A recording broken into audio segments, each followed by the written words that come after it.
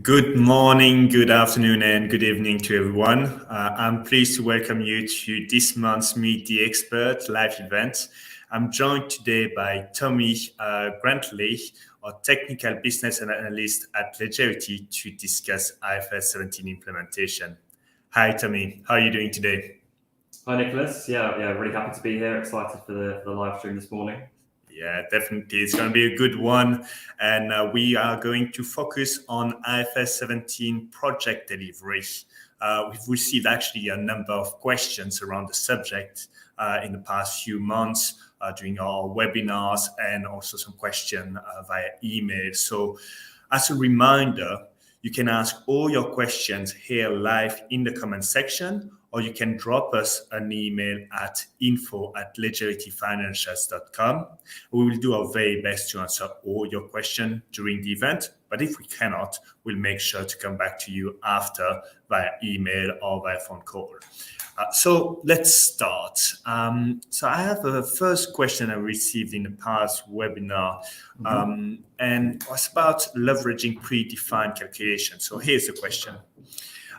Can you leverage predefined calculation rules to comply with IFRS 17, or do they need to be tailored to the specific requirements of each insurer? Yeah, that's a really interesting question, Nicholas. So I suppose with IFRS 17, it requires some quite complex calculations. Some are quite simple, of course, but there are some complex calculations, and these calculations can be based on a variety of inputs. So some of those inputs might be mapped from various source systems. Some might be other calculated values that need to be calculated in the solution you're using for IFRS 17. So we're talking things here, things like interest calculations, maybe the release of CSM, maybe experience and future service adjustments, even sort of the acquisition cost amortization or revenue recognition, in each period, each reporting period, and sometimes even things like testing of contracts to test if they're onerous. And even allocation of expenses down to a group level. So all these things need to be sort of captured by a solution. And yes, leveraging sort of predefined calculation rules can be key to sort of having success in that. There might be a number of reasons you want to do this. So firstly, the really important thing is to ensure compliance. So having these predefined rules allow you to ensure that those are going to be compliant with the standard itself. And the other thing that we notice in the projects that we work on is that it kind of puts the client focus on the data rather than the calculation. So having a solution and having a team of people that you're working with who have already put a lot of thought into those calculations and present to you the data that's required for those calculations, it really sort of helps enable our customers to meet the calculations they need. So, for example, with Fast Post Express, we've worked over the last few years in our IFRS 17 projects to define and sort of fine-tune our solution to make sure that all the necessary calculations are IFRS 17 compliant, and we fully integrate all of that with the data requirements that we give to the clients, as well as downstream in the solution through our accounting hub and into the reporting there as well, making sure that's all integrated with those calculations. Yeah, no, that's very good, and so definitely the power of predefined calculation help streamline the project and also achieving therefore the outcome of ensuring compliance. That's actually bring me to the next question. Some people have a specific set of reporting requirements that impacted the implementation of IFRS 17 solution. So the question is, how can we avoid the discrepancy at the end of the project, and how do we ensure the level of details is meeting the reporting requirements? So thinking at the beginning about the end. Yeah, and it kind of is about that. So we kind of follow this, what we call right to left approach. We talk about a lot, and we kind of see this as kind of the really success to implementation. And what we mean by when we say right to left is we mean thinking about the end, the reporting requirements, the final product, I suppose, what's actually being generated from the solution, because thinking about that, understanding that is going to influence the decisions that are made for the parts that precede that. So the accounting that produces the reports, and then the data that feeds the calculations, and that then feeds the accounting. It's really important to understand the end goal whilst before we consider the other parts. And as you say, level of granularity is really important. We see that it's important to have a solution that provides a framework which you can make these decisions in. But the level of granularity, of course, can vary from project to project. So it's really important to understand that as early on as possible. And that's kind of key to really having a successful project. No, definitely.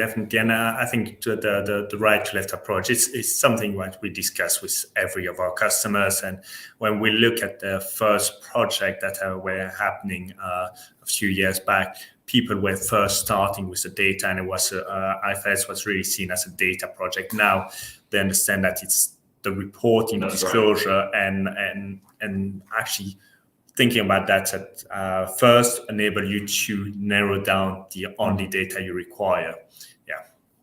That's very good. Thank you. Some very good insight.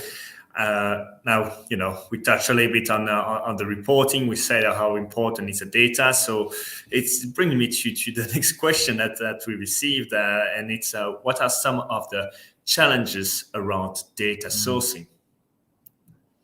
Yeah, interesting. I suppose from our experience, actually, data is one of the biggest challenges that we see.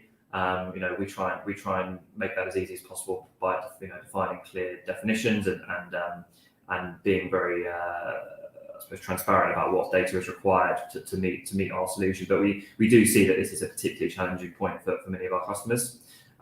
Mainly, we see things like missing, incorrect, or incomplete data. So obviously, the thing with IFRS17 is that the data has to come from a variety of sources, maybe sort of actuarial systems or policy and admin systems, whatever it could be.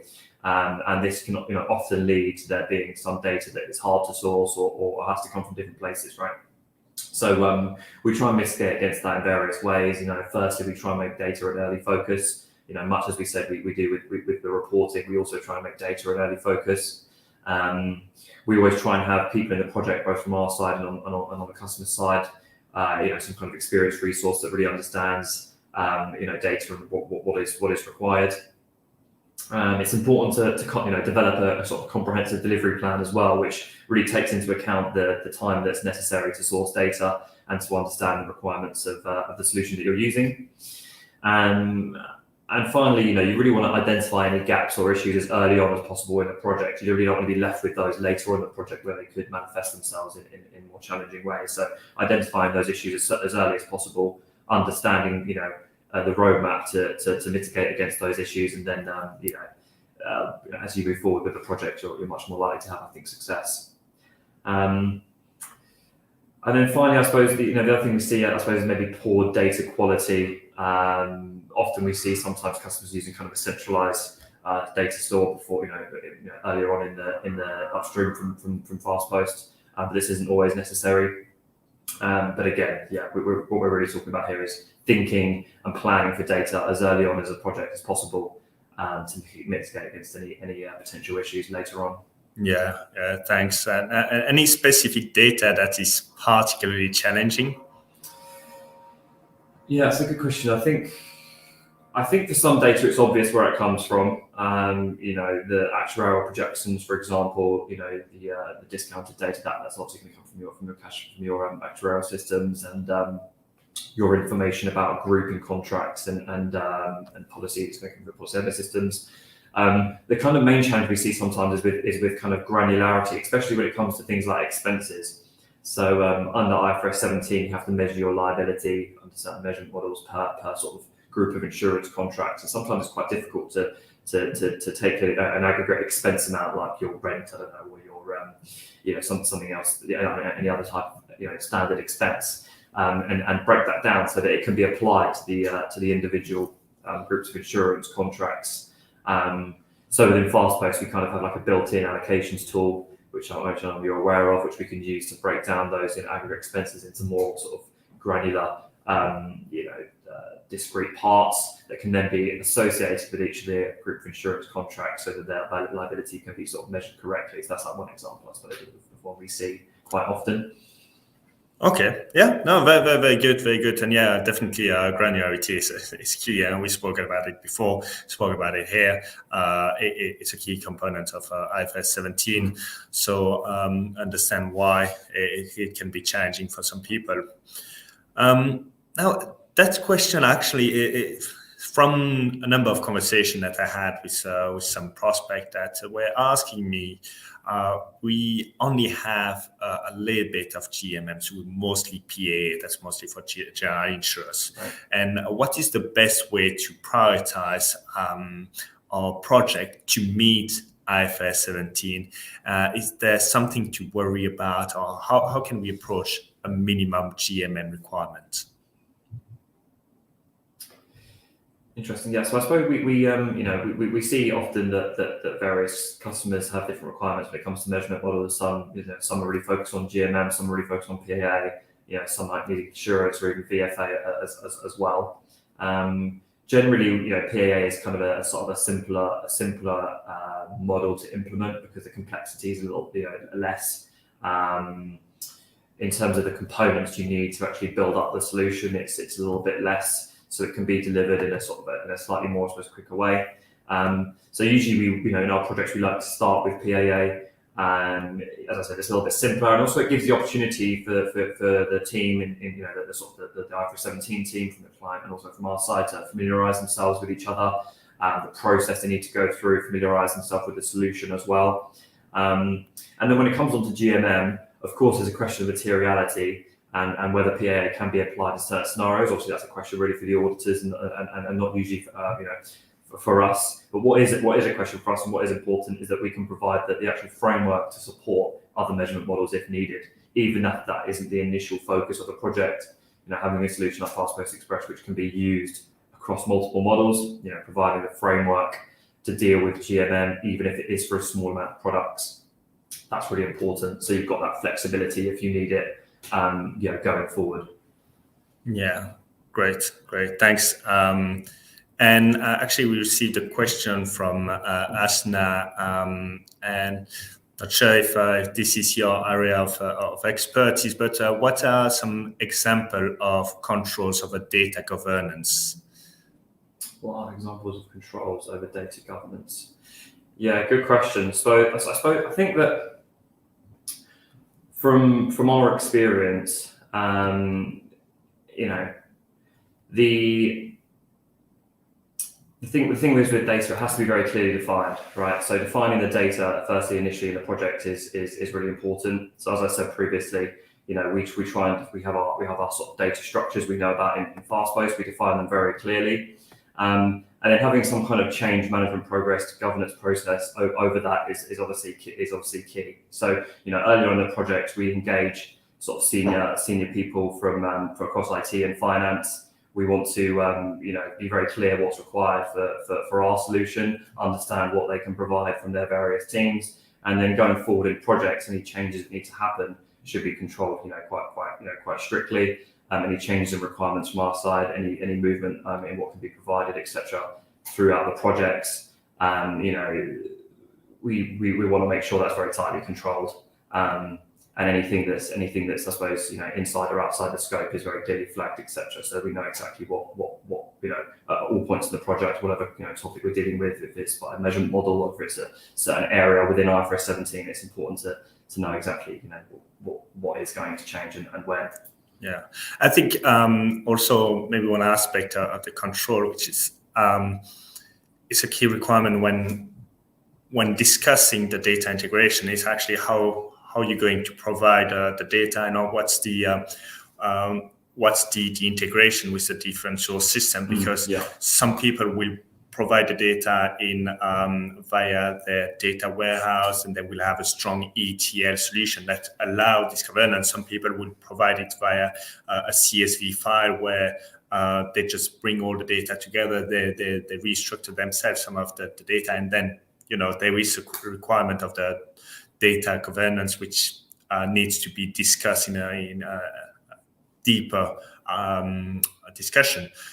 Also, but we have our data manager that help actually making sure that testing all the data when it's received. Do you have anything on the data manager maybe? Yeah, so we within Fastpost we obviously have we want to make sure the data is good quality to kind of mitigate against those things we discussed earlier, missing data, incomplete data, etc. So we obviously sort of test the data before it comes as it comes into the solution. So as you said, we've got our sort of data manager tool, which is the first component really in our architecture. And that focuses really on validating the data to make sure that, any data that's required is present, and also that and all the data is in the sort of the right format. So if it's a date, it's going to be a date. If it's a ratio, has it got the correct number of decimal places? If it's a provided,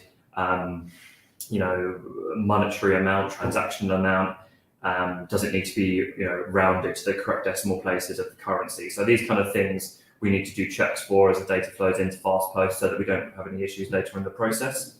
And when that happens, and if there are any sort of outliers or issues, then we have a kind of an error management tool, really, I suppose, that sits within the application as well, which reports back any issues to the upstream systems or to the end user to alert them to any issues, so they can go in and manage any changes that need to happen. And often, as we go through sort of testing phases with customers, it brings out any potential issues with the data quality quite early on. And one of the things we say is that we should always try and use real data as soon as possible. So, early in the project, of course, using mocked up data can be valid for testing, but we want to always encourage our customers to try and use real data that they've sourced from their systems as early on as possible. And then that always brings out any potential issues that we can work around. Yeah. But at the same time, we can always use our own data. We have like some sample data that we can use in order to progress with the project, because we understand that data is something difficult to provide. For sure. Yeah. Actually, that's maybe a good switch to the next question, which is a very general one. What are some of the other challenges of project delivery? Yeah, interesting, big question. I suppose that there are different areas, different challenges. We discussed data from kind of the actual, the way the projects are structured. Obviously, scope is very important. So it's very important, to really, comprehensively define the scope at the project initiation, and get this confirmed, by sort of senior people, maybe a steering committee within the customer's organisation as early as possible. Have that as an early milestone. Really clearly define the scope, where the remit of the project sits within the entire IFRS17 transformation place, and if that's part of a bigger financial transformation, where we can sit within that scope as well. It's quite easy for us, because in our sort of pre-configured solution, we have all the various elements that's needed for IFRS17 compliance, and we can build up those parts as necessary. So if we know that we need GMM and PAA, or we need GMM and reinsurance, or we need GMM and we need some FX because there's multiple currencies, these kind of things, we kind of have the building blocks, and for us it's easier to kind of put the menu together, I suppose, of the things we might need for the project. And once we've got that scope, then that allows for a much more efficient project. Obviously there has to be some room for a bit of flexibility within that as well. Otherwise, you're not working in a very agile manner. You need to have some flexibility within that, and obviously change process if scope can change. But having that initially defined is also really important. Yeah. And then I suppose still thinking about kind of planning, the execution of your project plan, making sure that your delivery plan is comprehensive and realistic in terms of the timeframes. And as I said, keeping agile in mind. So organising it to have some flexibility, because with IFRS17 it is a complex standard, and there's bound to be sort of twists and turns in the road.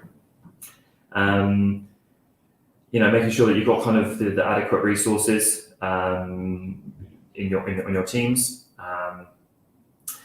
And the final thing we probably see quite a lot as a challenge is maybe the sort of testing of IFRS17. So, as I said, IFRS17 can be quite complex, and therefore testing it, is then also complex. It's important to have like a kind of a comprehensive, I suppose, approach to testing, early agreement and buy-in from the end users and from the people on the client side who are going to be testing the solution.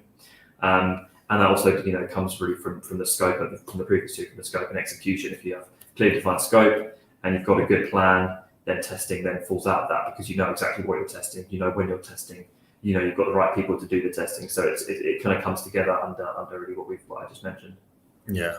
Yeah, no, definitely testing. It's been something very often overlooked, and people had a few surprises. But yeah, we can guide our customers into how to approach the testing phase in the most efficient way. Yeah. Now, I have a question actually for you, because we're getting closer to a very busy period with the end of year reporting. How do we align projects during those busier periods, such as end of year reporting, where clients might be less available? Well, I suppose as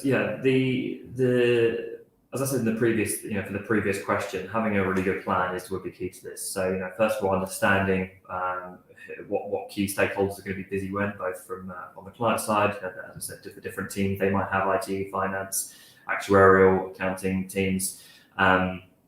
Understanding when they're going to be busy. Obviously we're in January now, so people that who have run sort of December to December sort of financial year, those customers at the moment, they're quite busy at the moment, like doing their year end. So it's something that we're very aware of, and something that we deal with. These busy periods are inevitable. What I would say is that you can try and use them to your advantage. Understanding what teams are busy when and planning well means that sometimes these, I don't want to call them lulls, but sometimes when having a time when things are a little bit quieter from one team allows you to put more focus elsewhere where you couldn't before. So if you know that we need to do some testing on our side, or the maybe the finance or IT teams need to have a little think, or a little plan for something specific that will come up in the project. Using those, using times where one team might be busier allows us to put a little bit more attention elsewhere, where previously we wouldn't have been able to. So try and use them to your advantage, I would say. Yeah, and I think you spoke about some example like testing, but when we were speaking before about data, and there's a difference between the IT and the finance department. The finance department will be very much busy doing the end of year reporting. But do you find it easy, therefore, to work and to switch, therefore, your focus group to discuss with topics such as data with the IT department? Do you find that it's something that's achievable? Yeah, data is the one where it really does intersect between the sort of finance and IT teams. The finance teams will understand the sort of, functionally what data needs to be provided. And they'll have some knowledge of the systems that do that, but the actual process of mapping that data through and the kind of technical challenges that presents, and also the I suppose the infrastructure side of things, that obviously comes under the IT remit. So we're obviously comfortable with working with those teams, and we what we try and do is we have very regular meetings with all the key stakeholders, including those teams, and when there's questions from either team, we can kind of sometimes operate maybe as a middleman. If we think that they're asking something of us that we need to refer back to their own IT teams, etc., we can really be part of that kind of flexible process where we have a really good engagement with all the relevant people. Yeah. Thank you very much, Tommy. I think that the last question that we received was part of, I think it's following the question, not the last one, the one before. It was about testing. As we say, testing is something to think about, and here they were saying testing has been more difficult for us than we thought. Why is testing during IFRS 17 projects so much harder? We did touch on this, but the underlying reason really is because IFRS 17 has complexity, and that doesn't mean it can't be tested, but of course that just presents some challenges which need to be overcome. So I suppose the main challenge of IFRS 17 is that there's lots of different components that are related to each other. So usually in testing, like unit testing, you try and do sort of testing to discrete units and then build those up, etc. It's a little bit more difficult in IFRS 17 because there is a lot of relationships between the different components. From a fast post perspective, we use the term business events, and business events are sort of anything that happens that needs some kind of accounting treatment. So a new group of insurance contract is incepted and the cash flows are received, or interest is earned on a group, or anything like that. And what we see is that these sort of groups of events need to be tested together to really make I suppose, give an answer that gives some kind of meaningful results. So testing is difficult, but first of all, breaking it down and then breaking it down and grouping it up sounds like a bit of a conflict. But what you really need to do is look at it in some fashion where you can break things down, but don't look at things in complete isolation, because otherwise your results won't be terribly meaningful. And the other challenge we see is that it can be difficult sometimes to kind of model or generate expected results which you can test upon, because there's a reason that people customers need IFRS 17 solutions. That's because it is difficult sometimes to do this kind of stuff. It'd be based on some kind of model. But again, as I said before, by breaking things down into more reasonable sized chunks, then you can sometimes then generate results for that, and then that whole process becomes a little bit simpler. So yeah, it is. We do see it's difficult and challenging, but that doesn't mean it's impossible. And we have good a good process that we've developed over the last few years of doing these projects that definitely works and has allowed us to have some really successful projects. Yeah, and I think what you just said is quite true. One of the reasons why we still say to people, even if there's only 1 year until compliance, that it's still a good time to start an IFRS 17 project, is because you can do an implementation within 6 months. That's achievable. We even did an implementation within 3 months. But the value of coming now is that you have a number of companies that have been through a full implementation, have been through the testing phases, that have identified those challenges. And so we can use all this experience now in order to accelerate the implementation. I think the risk of failure with a solution such as FastPost is very, very limited. Actually, we didn't miss any project, and that's something we're quite proud of. I think it's by using those experiences and bringing it around to each implementation and always learning. Yeah, thanks, Tommy. I think that's bring us to the end of today's Meet the Expert session. So I just want to say a big thank you for all your insights. And maybe do you have any concluding thoughts or views that you want to share with the audience? Well, I just want to thank everyone. It's been a pleasure to take part, and enjoy the rest of your day. Great, thanks. So just now to finish, a quick word about Legerity. As many of you know, at Legerity, we developed an award-winning FastPost Expert IFRS 17 solution based on 3 principles: enterprise-grade functionalities, out-of-the-box configuration, and fast-track implementation. Legerity FastPost has been recognized by Insurance ERM as the leading solution for IFRS 17 compliance in 2021. And we believe that tackling IFRS 17 in the right way will help you streamline and de-risk your project, as well as delivering transformational benefits that will go far beyond IFRS 17, which is key because it's a trigger for finance transformation. So if you're interested in hearing more about Legerity FastPost Express for IFRS 17, you can contact us on our website to arrange a call with one of our experts, somebody like Tommy, Mark Miller, or any of our staff to really discuss your own project. We also invite you to follow us on LinkedIn to receive notification for future events, webinar, as well as any other IFRS 17 or finance transformation related material. On this note, I just want to thank you all for attending today's event and have a great rest of the week. Thank you. IFRS 17 is complicated and brings a big change in global accounting standards. As an insurer, you will have lots of vendors trying to get your attention. Our approach at Legerity is different. It's based on decades of experience in accounting rule software and delivering IFRS 17 projects for some of the world's leading firms. FastPost Express does exactly what it says. It's everything you need to be IFRS 17 compliant, quickly, with no fuss, and will set you up for the future, whatever that might bring. Other solutions can be heavy, complicated, and often designed for other purposes, even other industries. All the stuff that just weighs you down. Some are positioned as light, but are full of empty promises. In fact, you actually end up spending more time, money, and effort than you were led to believe.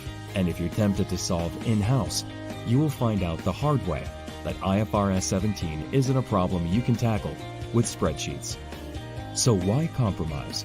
With Legerity's Fast Post Express, you get an enterprise-grade IFRS 17 solution, pre-configured and SaaS delivered from a team with a track record of success.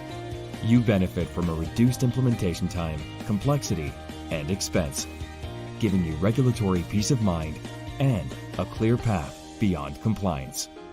Insurance is about managing risk. Choosing your IFRS 17 solution shouldn't be one of them. Legerity. It's our business to take care of yours.